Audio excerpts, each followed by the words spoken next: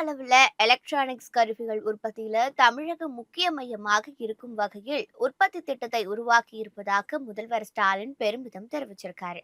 காஞ்சிபுரம் மாவட்டம் ஸ்ரீபெரும்புத்தூர் அருகே பிள்ளைப்பாக்கம் சிப்காட்டில் முதல்வர் ஸ்டாலின் 1000 கோடி ரூபாய் முதலீட்டில் அமைக்கப்பட்டுள்ள பாரத் இன்னோவேட்டிங் கிளாஸ் டெக்னாலஜி என்ற தொழிற்சாலையை திறந்து வச்சாரு.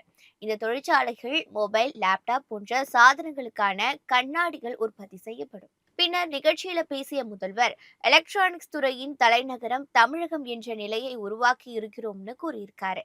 தமிழ்நாட்டு இளைஞர்களுக்கு புதிய வேலை வாய்ப்புகளை பிக்டெக் நிறுவனம் உருவாக்க வேண்டும்னு அப்போது கேட்டுக்கொண்டிருக்காரு.